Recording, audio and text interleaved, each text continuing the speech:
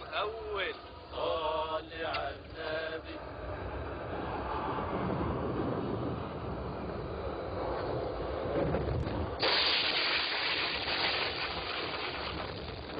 Ele! Encontramos uma pedra!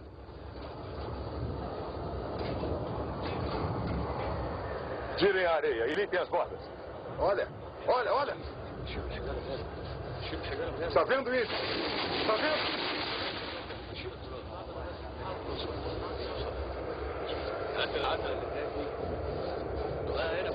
Olha só! Olha, olha! Está vendo? Tragam as barras de ferro. Como um time! Como um time, rapazes!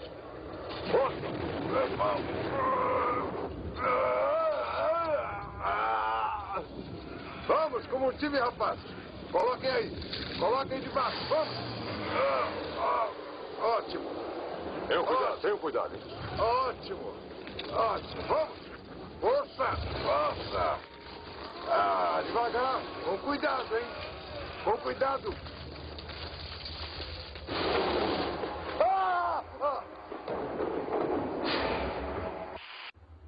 Como você viu, o Indiana Jones, na sua descoberta, encontra uma coisa do passado. O local onde o arqueólogo encontra algo do passado, esse vestígio, esse objeto material, se chama sítio arqueológico. O sítio arqueológico para o arqueólogo é como se fosse o local do crime para o detetive. Ali estão todas as provas sobre aquilo que aconteceu. Cabe ao arqueólogo ter a sensibilidade de entender por que um objeto está posicionado num canto, o outro no outro canto, qual a relação entre ambos. Tem que ter sensibilidade, está entendendo? E isso não é muito simples. O sítio arqueológico é o local de trabalho do arqueólogo e é no sítio arqueológico que é através do sítio arqueológico que nós conhecemos a pré-história. Agora, uma dica importante. Nem tudo aquilo que está no sítio arqueológico, nem todo vestígio material que sobra do passado fez parte do homem pré-histórico. Não confunda. Um objeto de pedra, por exemplo, não necessariamente é feito pelo homem.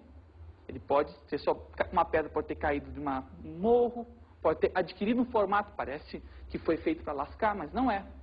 Em suma, nem tudo aquilo que é do passado vem do homem pré-histórico. Isso vai ficar muito claro, por exemplo, quando vocês chegarem na televisão e virem aquelas notícias. Encontrado um ancestral do homem de mais de não sei quantos milhões de anos. Quem disse que é homem? Isso só interessa à pré-história se esse ancestral, se esse fóssil encontrado no sítio arqueológico está associado, por exemplo, a instrumentos.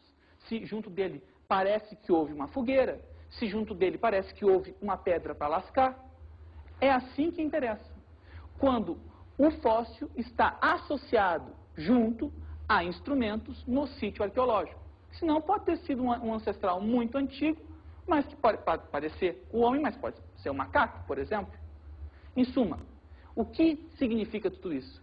Significa que o homem é o animal que vive, que se organiza a partir dos instrumentos. Ele produz seus instrumentos e depende deles.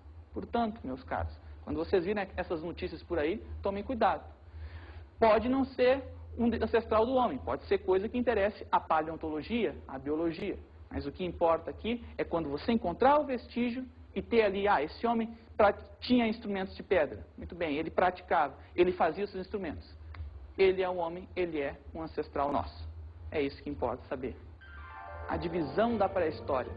Os períodos no qual a pré-história se encontra dividida é o que veremos agora.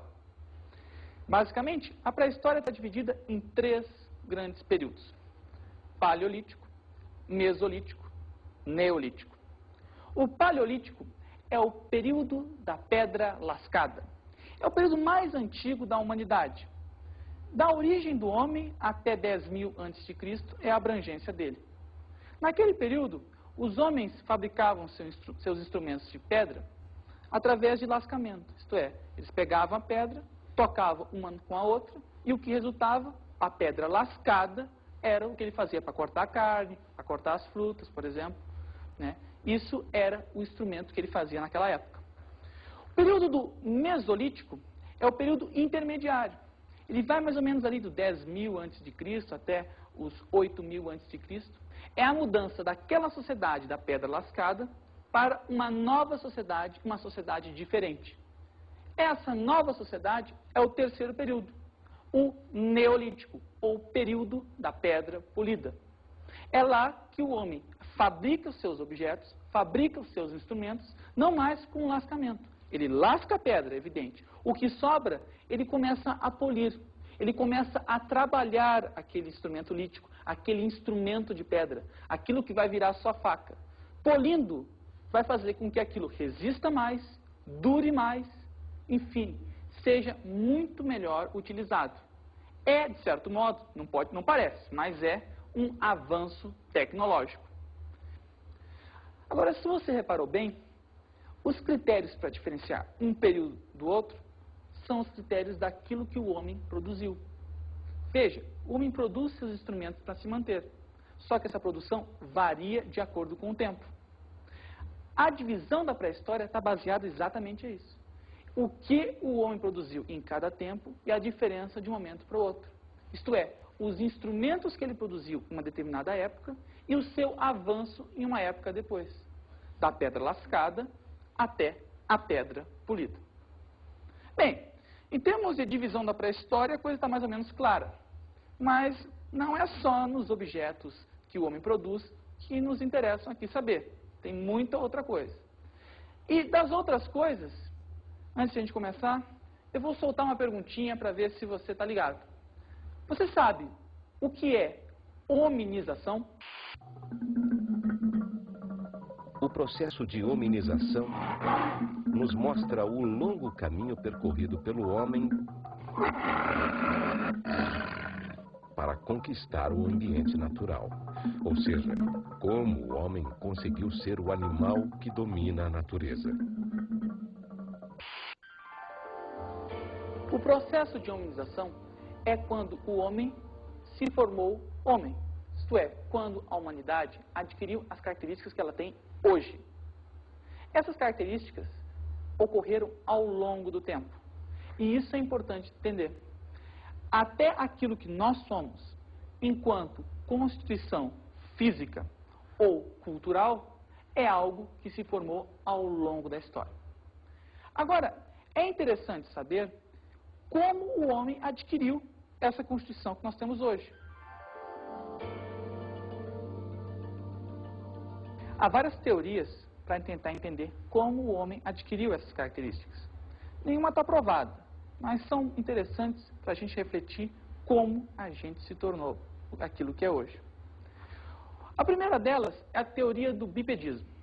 Segundo a teoria do bipedismo, o homem adquiriu suas funções atuais quando começou a andar assim, com as duas pernas. Liberando as mãos do processo de caminhar, ele começou, segundo a teoria do bipedismo, a fabricar instrumentos, começou a utilizar a sua inteligência e canalizá-la nas mãos. Isso teria feito com que o homem conseguisse maior conhecimento, evoluísse e se tornasse aquilo que é hoje. Isto é, caminhando, o homem chegou ao que é hoje. Mas essa é uma teoria. A outra teoria é a teoria da caça. Segundo a teoria da caça, o homem adquiriu as características que tem hoje através da caça. Ao caçar os animais, o homem conseguiu se organizar melhor, sim, porque a caçada não é fácil. Ele precisa contar com a ajuda de outro homem. Ele passou a produzir instrumentos para conseguir matar, pegar esses animais. Portanto, ele teria desenvolvido a inteligência. Em suma, a teoria da caça diz que, pelo homem ter sido um caçador, ele conseguiu conquistar, evoluir, aprimorar. Em suma, a humanidade teria surgido muito por essa característica. Uma outra teoria é a teoria da cerebralização. De acordo com essa teoria, a humanidade teria adquirido as características devido a mutações. Isto é, alguns seres haviam surgido com mais inteligência do que outros, tendo maior capacidade do que outros. Portanto, a inteligência humana, aquilo que tanto singulariza a todos nós, teria vindo de uma mutação. Essa é a tese da cerebralização. E, por fim, uma outra teoria aceita é a teoria da linguagem. Segundo a teoria da linguagem, a humanidade teria adquirido suas características de acordo com a capacidade do homem se comunicar com o seu semelhante.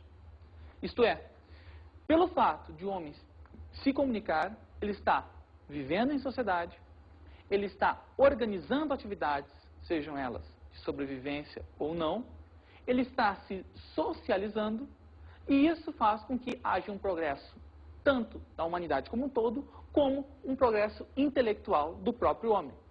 Portanto, seria a linguagem a capacidade do homem se conviver e demonstrar, isto é, associar a sua fala com a de outro, que teria a humanidade obtido esse sucesso todo. Agora, todo cuidado. Nenhuma dessas teorias está provada. Na verdade, hoje acredita-se que tanto a interação de fatores culturais, como a caça, quanto fatores biológicos, como a suposta cerebralização, seriam aquilo que formou o homem. Não uma teoria que explique tudo, mas a interação de diversos fatores. Aspectos culturais e biológicos são inseparáveis para entender a humanidade. O Paleolítico, período da Pedra Lascada, é um dos períodos mais importantes da história do homem.